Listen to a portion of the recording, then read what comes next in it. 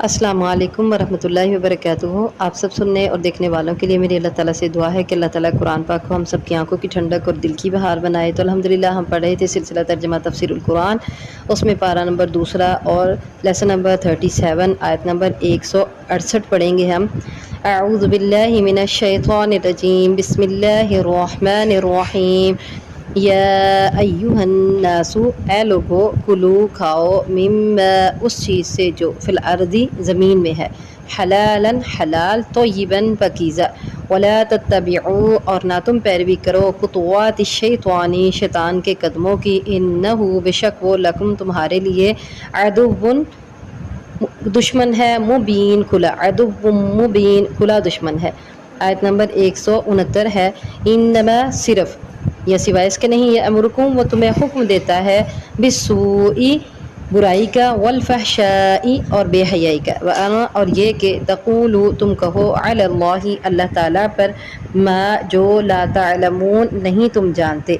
آیت نمبر 170 ہے۔ وَإِذَا اور جب قیل کہا جاتا ہے، لہم ان کے لیے، اتبعوا تم پیروی کرو، ما جو انزل اللہ نازل کیا اللہ تعالیٰ نے، قالوا تو وہ کہتے ہیں، بل نتبعوا بلکہ ہم پیروی کریں گے، ما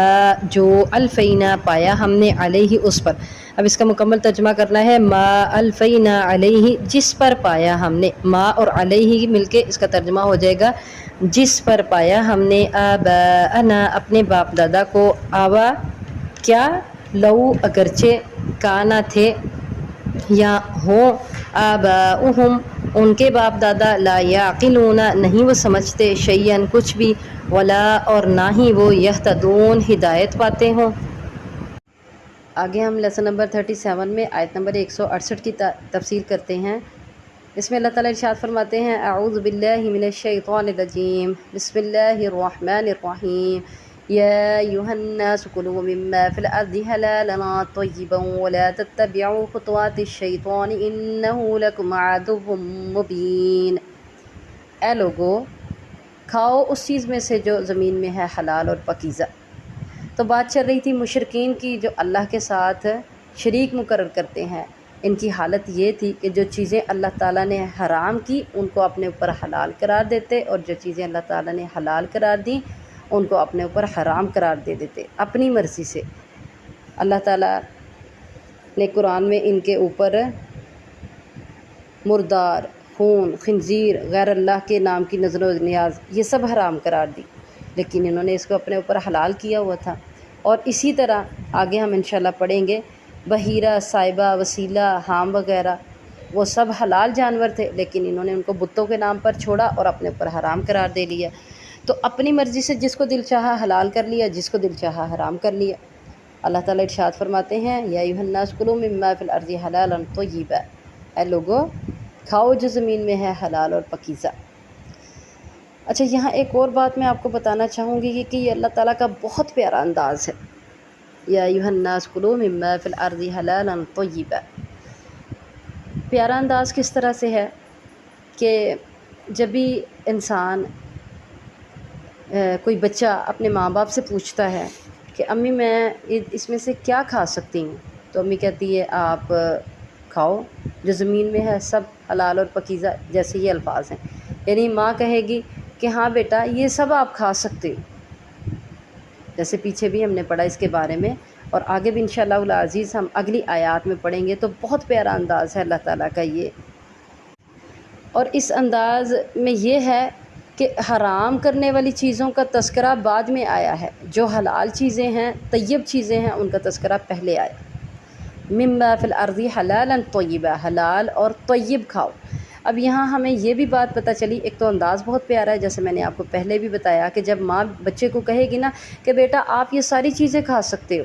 اور پھر چند چیزیں منع کر دے۔ ہاں یہ بھی ہو سکتا ہے گھر میں 10 چیزیں ہوں جس میں سے ماں 5 چیزوں سے منع کر دے، 5 کھانے کے لیے کہے، لیکن پہلے وہ کہے کہ آپ سب کھا سکتے ہو، بس یہ نہیں کھانا، یہ نہیں کھانا، یہ نہیں کھانا، لیکن وہ پہلے جو بات کہی نا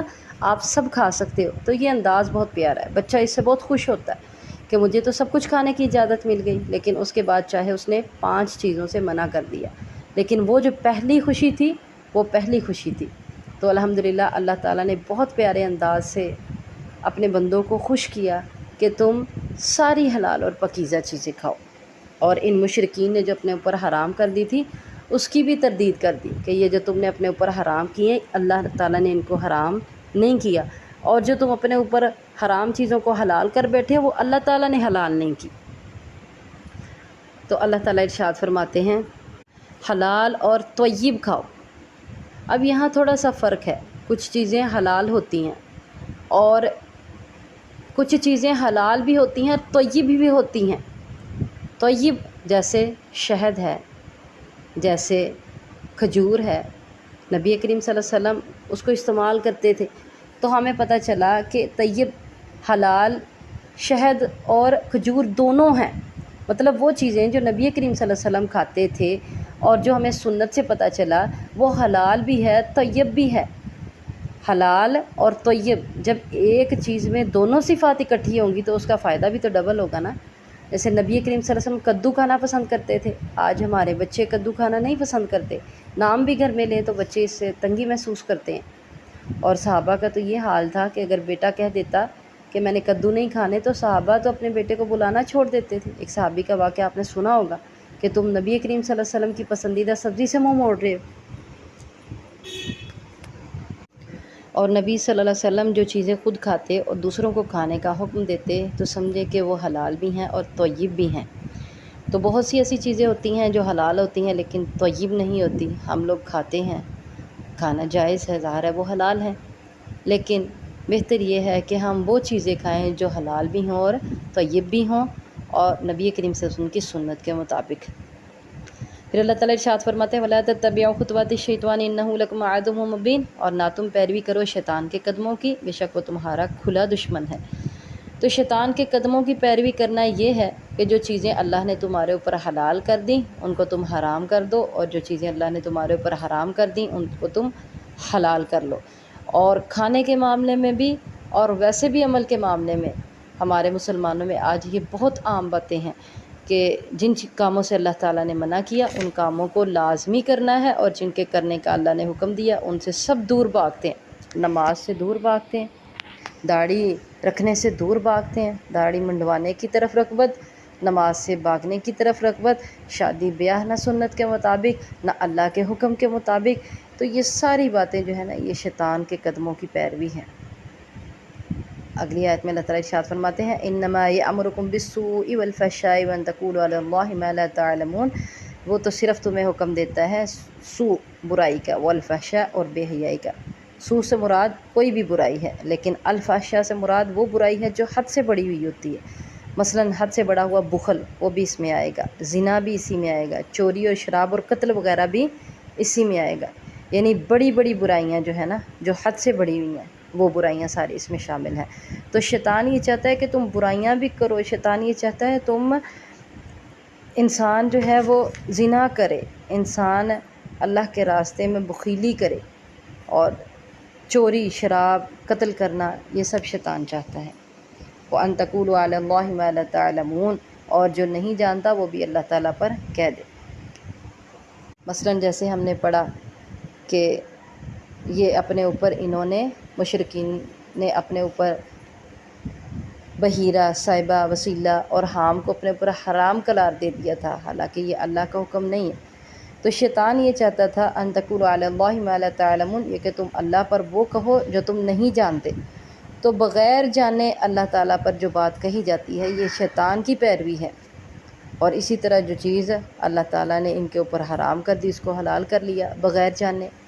کہ اللہ تعالیٰ نے کیا ہمارے اوپر حرام کیا ہے اور اللہ تعالیٰ نے کیا ہمارے اوپر حلال کیا ہے، یہ سب شیطان کے قدموں کی پیروی ہے، اور شیطان یہی چاہتا ہے۔ آگے ایک آیت نمبر 170 میں اللہ تعالیٰ ارشاد فرماتے ہیں وَإِذَا قِيلَ لَهُمُ اتَّبِعُوا مَا أَنزَلَ اللَّهُ قَالُوا بَلْ نَتَّبِعُ مَا أَلْفَيْنَا عَلَيْهِ آبَاءَنَا أَوَلَوْ كَانَ آبَاؤُهُمْ لَا يَعْقِلُونَ شَيْئًا وَلَا يَهْتَدُونَ، اور جب کہا جاتا ہے ان کے لیے پیروی کرو ما انزل اللہ جو نازل کیا اللہ تعالیٰ نے، تو کہتے ہیں بل نتبع ما الفینا علیہ آباءنا، بلکہ ہم پیروی کریں گے جس پر ہم نے اپنے باپ دادا کو پایا۔ تو مشرکین اور یہود و نصارہ کے پاس اپنے شرکیہ اعمال جو تھے وہ کیا کرتے، اس کی نہ کوئی عقلی دلیل تھی اور نہ کوئی نقلی دلیل تھی۔ عقلی دلیل سے مراد یعنی کوئی سمجھ کے مطابق، سوچ کے مطابق، اور نقلی دلیل کے مطابق سے مراد یہ ہے کہ کوئی قرآن و حدیث میں اس کی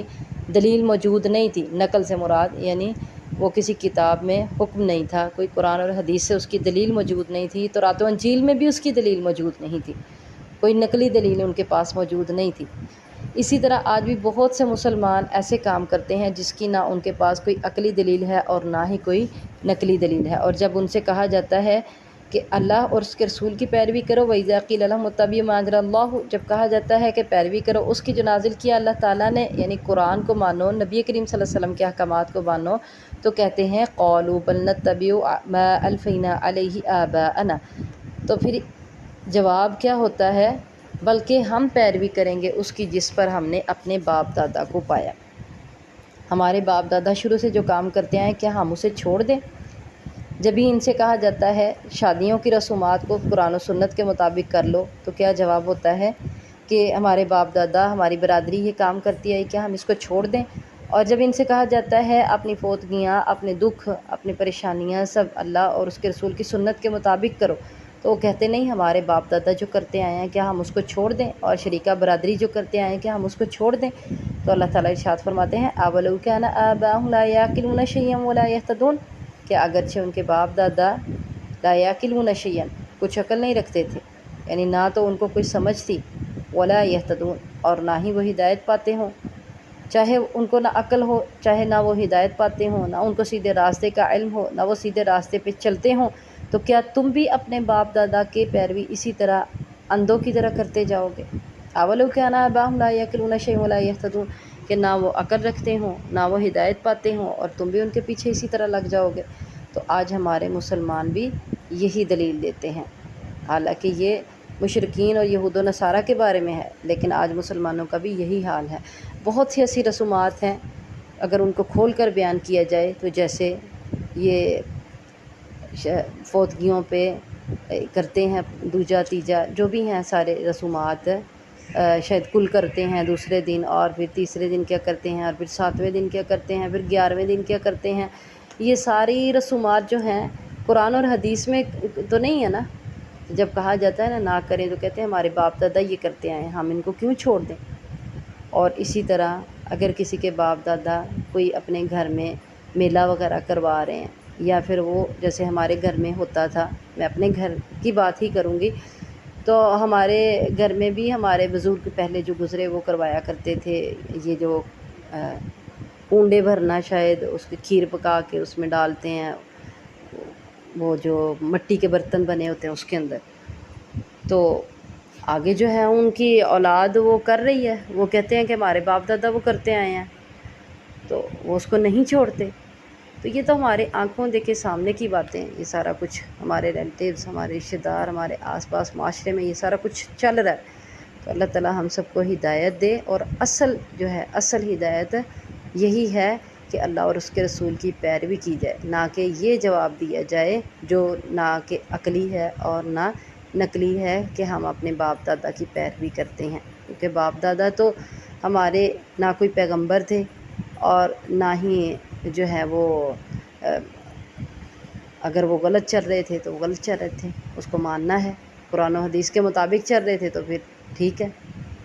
لیکن پھر بھی پیروی تو ان کی نہیں ہوگی، پیروی تو اللہ اور اس کے رسول کی ہی ہوگی۔ اللہ تعالیٰ ہمیں اس بات کی توفیق دے اور سمجھنے کی توفیق دے۔